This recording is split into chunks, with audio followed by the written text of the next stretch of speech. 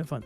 216-578-1007 or 800-348-1007. One of life's most pressing questions. What do I like about Alan Cox? Finally answered. All right, I don't like much about you. The Alan Cox Show. On 100.7 WMMS.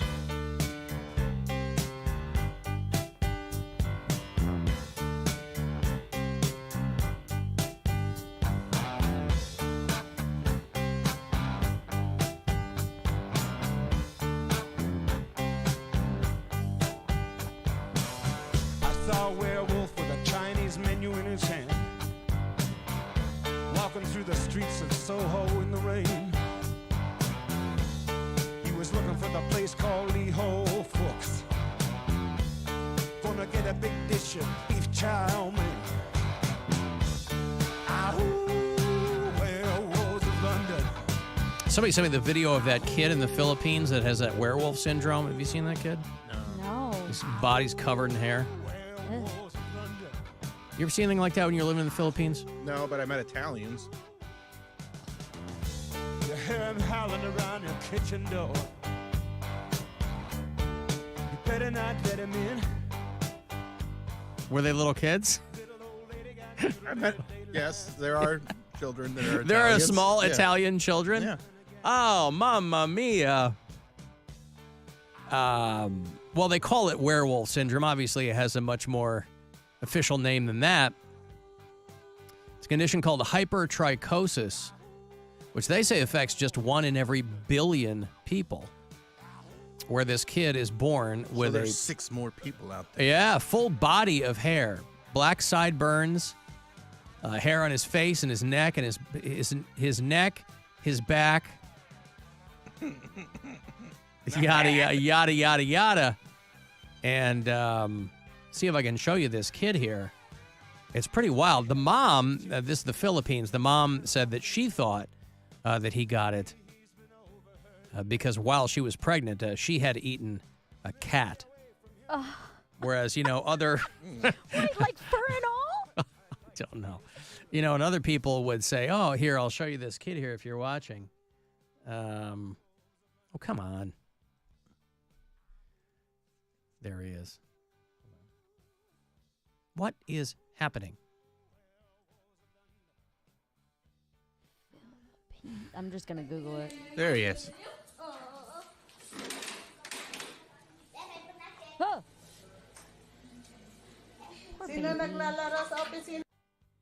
Yeah. So this kid is covered head to toe. Werewolves of the Philippines. The mom says that she is sure. Obviously, doctors could tell her that's not the case, just a rare congenital defect. Well, he's got hair in his genitals, too. What do you want, This kid was born in puberty. Jaron Gamangan. Especially in the Philippines where it's so warm in that hairy. Sweaty face. Oof, God. Yeah, she said that she's worried that when she ate a cat during pregnancy. You know how, a lot of women, when they're pregnant over here, they might go, man, all I did was eat ice cream and pickles. My mom would tell me when she was pregnant with me that she would crave pickled pig's feet. She and my dad had lived in the South for a bit, and so she took a liking to that Southern delicacy. And apparently this woman had a craving for cat when she was pregnant, and her son, who was 2, was born covered in hair. The mother is very superstitious. Is that a superstitious culture down there? I mean, oh, yeah. That has to be in large part to why they send Mormon missionaries. I mean, they send Mormon missionaries everywhere. It's not like they just send them. Right, but you're not going to send them to a very, very secular community. You're going to send them to... Absolutely, they do. Why? Because they're trying to convert everybody. Yeah, it's a lot easier to convert people who think that their son is hairy because she ate a cat. Right, but their success rate is higher in a place like the Philippines. Like my brother went to Germany, and they didn't do anything there. Right, nobody was interested. But is there a quota? Does your brother they get mad at your brother because they're like, no. hey, didn't get anybody? He's like, I'm in Germany. Yeah, they're not into this nonsense. They're aware. Yeah, okay, but they still got to try. Yeah, still got to try. So Do they send people in America? Yeah. Like send them to convert them in West Virginia or something? My oldest brother went to Eugene, Oregon. Wow. Go get them hill people. Yes, of Eugene, Oregon.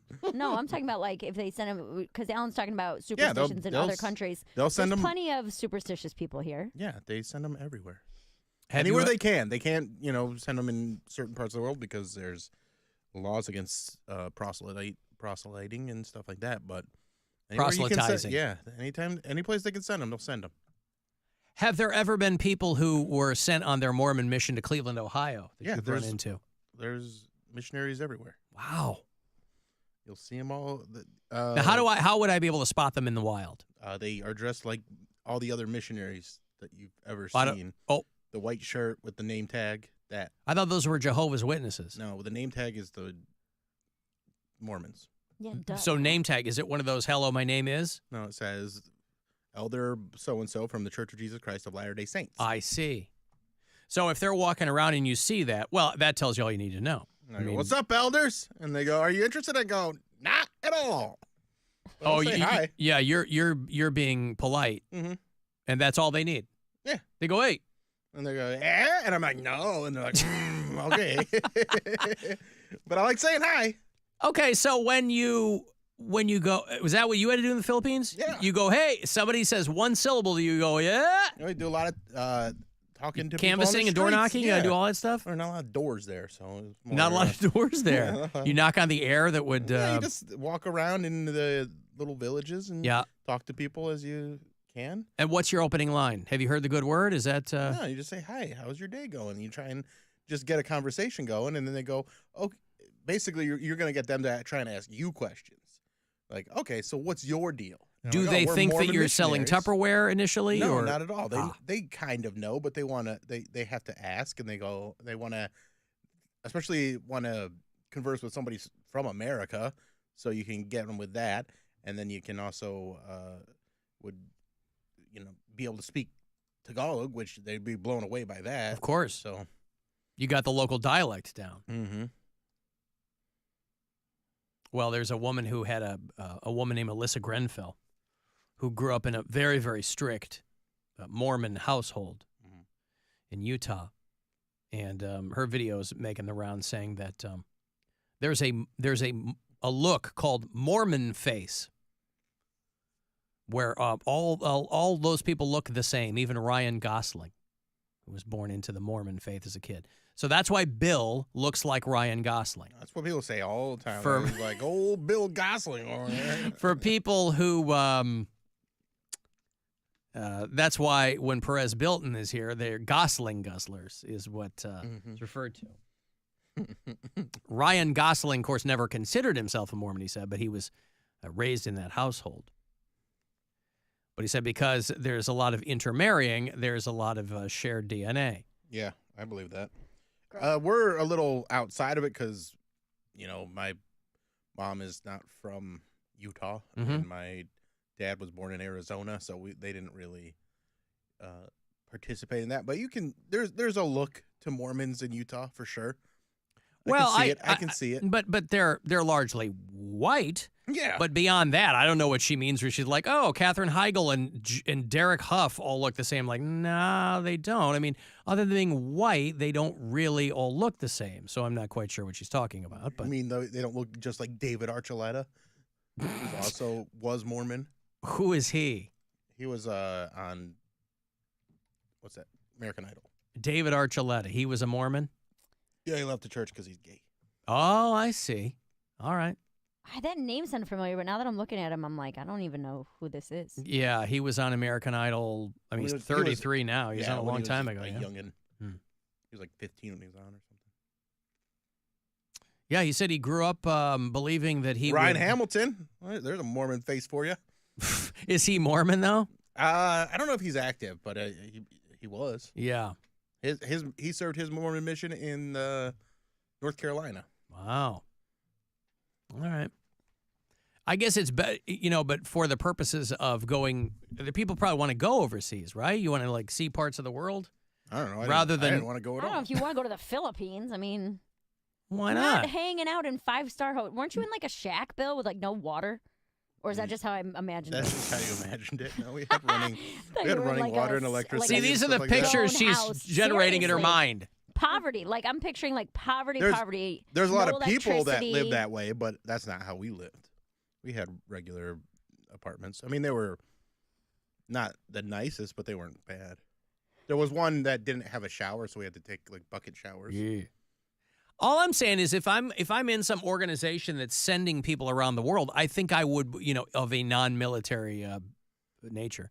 I think that I would want to go somewhere, like if they go, your Mormon mission is, what do they have, a big drum and they pull your... No, it's inspired by the Lord, stupid. Oh, it is? Yeah. Oh, I didn't know that. It's the divine.